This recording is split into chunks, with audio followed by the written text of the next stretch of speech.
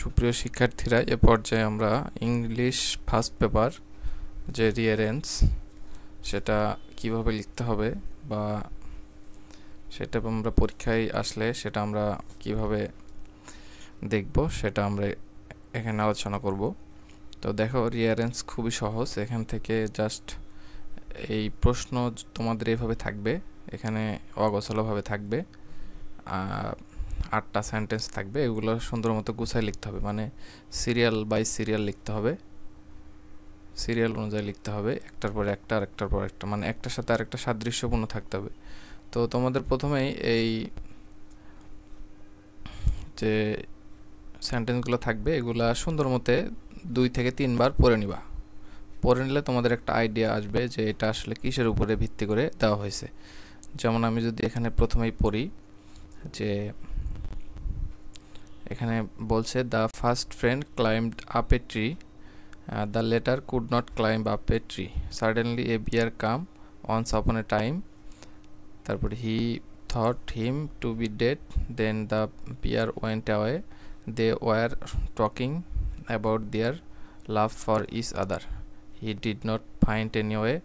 অর্থাৎ এভাবে পড়ে নিতে হবে। তো এটা পড়ে আমরা যেটা বুঝলাম যে এটা হচ্ছে ভাল্লুক এবং 2 বন্ধুর কথা বলা হচ্ছে। অর্থাৎ একদিন রাস্তার মধ্য দিয়ে 2 বন্ধু হেঁটে যাচ্ছিল, হঠাৎ ভাল্লুক আসলো, এক বন্ধু গাছে চড়ে বসলো, দ্বিতীয় বন্ধু গাছে চড়তে না পারায় সে গাছে উঠতে পারলো না।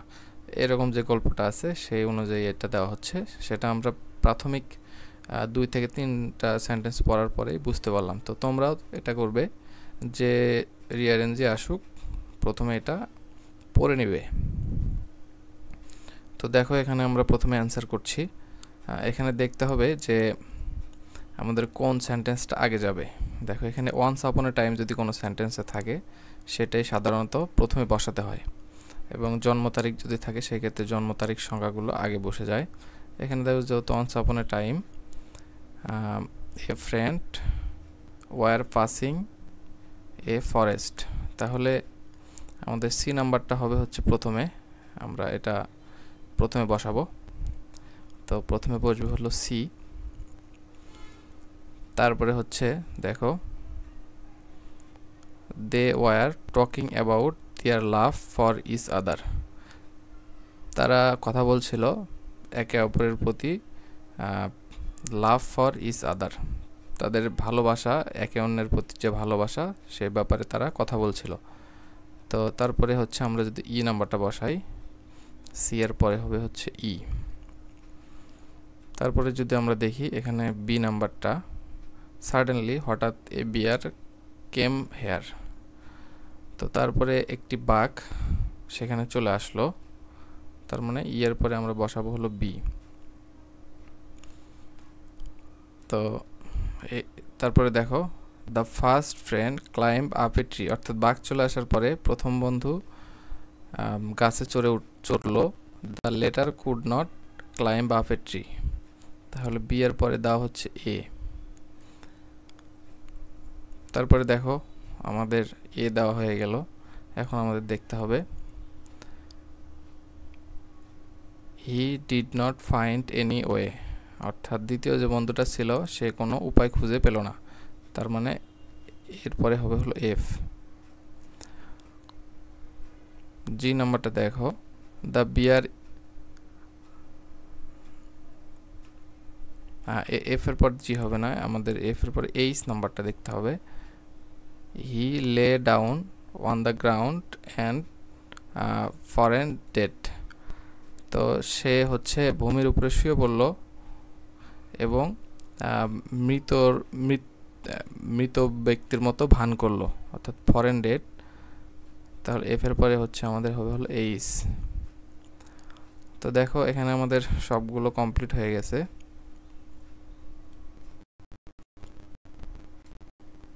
এখানে হচ্ছে আমরা এই পর্যন্ত আসলাম, এইচ পর্যন্ত। এইচ এর পরে দেখো, তারপরে জি নাম্বারটা দাও। The bear smelled his ears, nose and face, সে ভাল্লুকটি শুকলো তার কান, নাক এবং মুখ। সে যেহেতু মৃতের ভান করে আছে সেই জন্য ভাল্লুক এসে তাকে তার এই কান, নাক এবং মুখ শুকলো, তাহলে হবে এখানে হবে হলো জি। তো জি এর পরে দেখো ডি নাম্বার সর্বশেষটা, he thought him to be dead then the bear went away. তো সে ভাল্লুকটা ভাবলো সে ব্যক্তিটি মৃত, তারপরে দ্য বিয়ার ওয়েন্ট অ্যাওয়ে মানে ভাল্লুকটি অন্যত্র চলে গেল, তাহলে এটা হবে হচ্ছে ডি নাম্বার। তো এটা আমরা বুঝতে পারলাম যে কিভাবে আমরা অ্যান্সার করতে পারি। তো চলো পরবর্তী আরও একটা দেখি। এখানে দেখো আমার 2 নাম্বারটাতে বলা হচ্ছে in 1271 set out from Venice to China. He was then 15 years old. Traveled land sea for transport. They used ships. He was accompanied by his father. Travel. Marco Polo was born 1256. তো এখান থেকে আমরা যেটা বুঝতে পারছি এটা হচ্ছে Marco polo যে একজন ব্যক্তি, তার ভ্রমণ কাহিনী নিয়ে এখানে বলা হচ্ছে। তো চলো এই রিয়ারেঞ্জটা আমরা সমাধান করি। তো কথা আগেরটাই আমাদের পড়ে নিতে হবে 2 থেকে 3 বার এই রিয়ারেঞ্জটা, তাহলে তোমাদের সিকোয়েন্সটা মাথায় চলে আসবে। তো প্রথমে দেখো আমরা হচ্ছে এই যে জন্মসাল সংক্রান্ত যেটা সেটা প্রথমে লিখব। Marco polo was born in 1256 in Venice. He was one of the greatest adventurous man. তাহলে এখানে হবে হচ্ছে এফ নাম্বারটা সবার আগে হবে। এফ এর পরে আমরা যদি দেখি 1256 সালে ভেনিসে মার্কো পোলো জন্মগ্রহণ করে এবং সে ছিল অন্যতম অ্যাডভেঞ্চারাস ম্যান অর্থাৎ ভ্রমণ পিপাসু মানুষ। এর পরে দেখো in 1271 he set out from Venice to China. He was then 15 years old. তো এখানে দেখো 56 পরে 71 আসবে, অর্থাৎ তারিখটা আমরা একটু লক্ষ্য করলে বুঝতে পারবো কোন সেন্টেন্সটা হবে। তো এখানে যদি এ নাম্বারটা বসাই, এখানে হবে এ নাম্বারটা বসাই, তাহলে কি দাঁড়াচ্ছে 1271 সালে সে ভেনিস থেকে চায়না যাত্রা শুরু করে। Set out from Venice to China. He was then 15 years old. তখন সে ছিল মাত্র 15 বয়সের একজন বালক, তখন তার বয়স ছিল মাত্র 15। ওকে, এফ এর পরে হচ্ছে আমরা যদি এখানে বসাই ডি নাম্বারটা, he was accompanied by his father and uncle. তো তার যে এই যাত্রায় তার সঙ্গী ছিল তার বাবা এবং আঙ্কেল, অর্থাৎ তার আঙ্কেল এবং বাবা তার সঙ্গী ছিল। তাহলে এখান থেকে আমরা ডি নাম্বারটা বসাই, ডি নাম্বারটা বসালাম। তারপরে হচ্ছে দেখো এখানে আমরা যদি বি নাম্বারটা বসাই, they had travelled by land and sea. তারা ভ্রমণ করেছিল ল্যান্ড ভূমি এবং সমুদ্রে, মানে ভূমি এবং সমুদ্রে তারা ট্রাভেল করেছিল।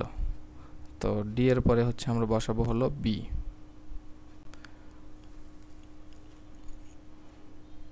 তারপরে দেখো ই নাম্বারটা,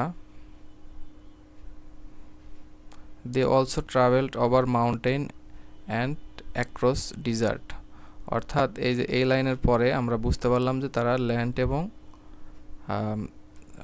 সি অর্থাৎ ভূমি এবং সমুদ্র ভ্রমণ করেছে, এবং also travel mountain and across desert অর্থাৎ পর্বত এবং মরুভূমি, এই দুইটাও তারা ভ্রমণ করেছে। সেই জন্য আমাদের বি এর পরে ইটা হচ্ছে appropriate sentence.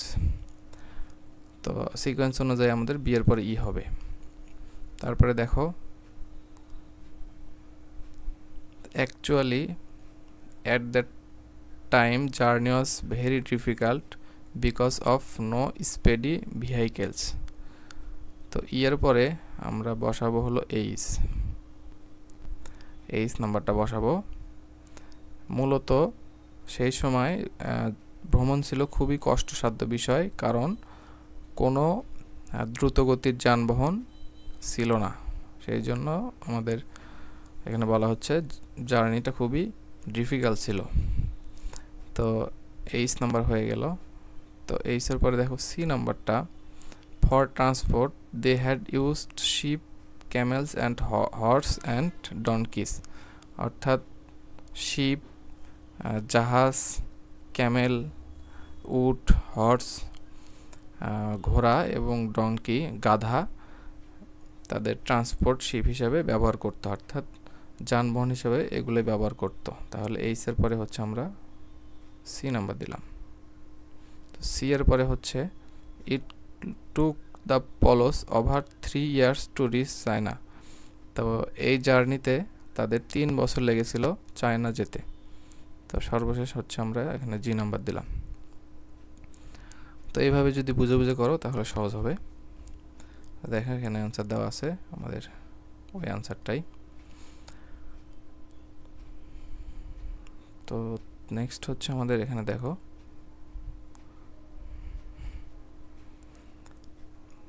in 1940 First World War at the age of 11 on his return battlefield in 1972 his poem inspired, অর্থাৎ এটা পড়ে নিতে হবে, বিদ্রোহী our national poet Kazi Nazrul Islam.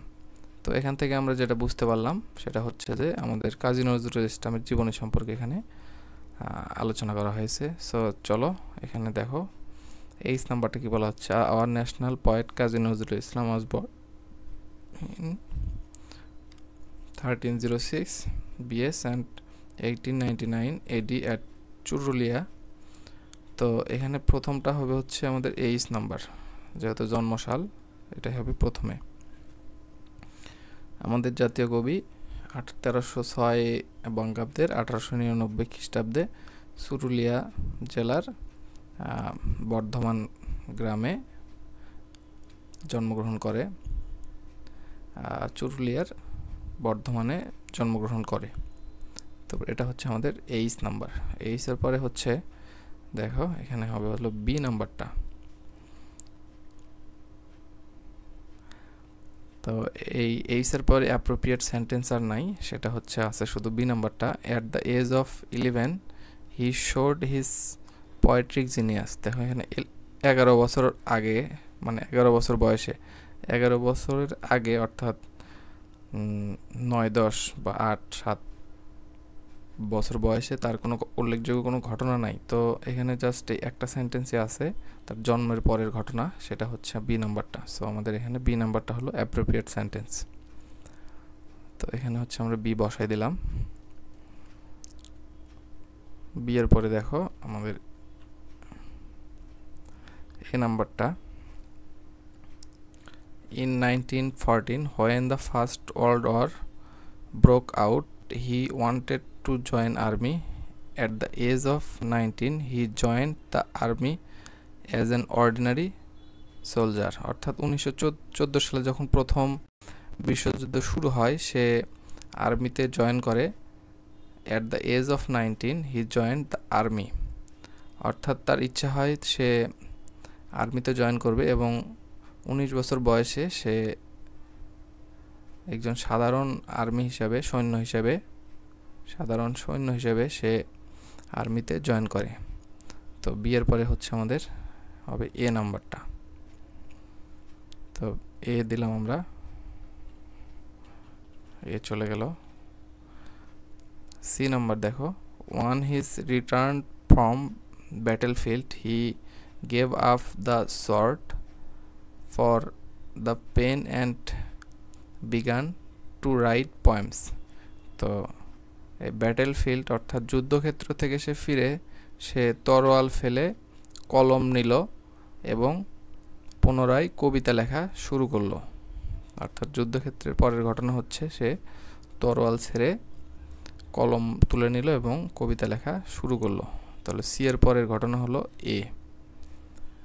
তারপরে দেখো আমাদের জি নাম্বারটা, he wrote a lot of poems, songs, short stories, ghazals, novels etcetera and travel all branches of Bengali literature. তাহলে এখান থেকে আমরা বুঝতে পারছি সে কলম তুলে নেওয়ার পরে কবিতা, গান, ছোট গল্প, গজল, উপন্যাস সহ অর্থাৎ বেঙ্গলি লিটারেচার অর্থাৎ বাংলা সাহিত্যের যতগুলো শাখা আছে সব শাখায় সে বিচরণ করেছে। তাহলে এখান থেকে আমরা বলতে পারছি সি এর পরে হবে হলো G number.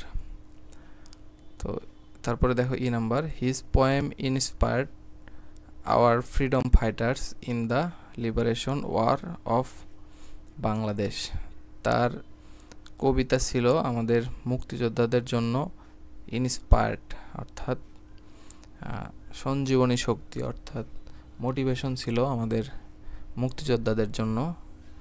In liberation war of Bangladesh, বাংলাদেশের মুক্তিযুদ্ধে তার কবিতা ছিল মুক্তিযোদ্ধাদের জন্য ইন্সপায়ার্ড, তার কবিতা ইন্সপায়ার্ড করত। তো তারপরে হচ্ছে আমাদের হবে হলো ই নাম্বারটা, জি এর পরে হবে ই। তারপরে দেখো হিজ ফেমাস পোয়েম বিদ্রোহী স্টার্ড দ্য হোল নেশন। তো তার বিখ্যাত কবিতা বিদ্রোহী পুরো জাতিকে উদ্দীপ্ত করে, স্টার্ড দ্য হোল নেশন।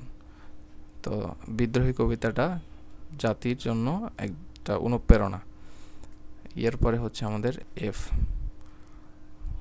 তো এফ এর পরে দেখো আমাদের D number, in 1972 he was ব্রট two Bangladesh from Kolkata and was declared our national poet. He died on the 19 August 1976. তো তারপরে হচ্ছে আমাদের ডি নাম্বারটা, এফ এর পরে হলো ডি নাম্বারটা। তো ডি নাম্বারটার অর্থ কি দাঁড়ালো, 1972 সালে তাকে কলকাতা থেকে বাংলাদেশে আনা হয় এবং আমাদের জাতীয় কবি হিসাবে তাকে খ্যাতি দেওয়া হয় এবং he died on 29 August 1976, 29 August 1976 সালে সে মৃত্যুবরণ করেন। তো এটা ছিল আমাদের 3 নম্বর রিয়ারেন্সটা, এগুলো আমরা বুঝাই দিলাম। তো এই 3টা রিয়ারেন্স খুবই ইম্পর্টেন্ট। তো এই 3টা যদি তোমরা বুঝে থাকো তাহলে যে কোনো ধরনের রিয়ারেন্স আসলে তোমরা লিখতে পারবে আশা করা যাচ্ছে। তো রিয়ারেন্স আশা করি তোমরা ফুল নাম্বার পাবে। তো কমেন্ট করে জানাবে তোমাদের কোথাও কোনো সমস্যা আছে কি না, আর কোন টপিকের উপরে ভিডিও চাও সেটাও জানাবে। তো ধন্যবাদ সবাইকে।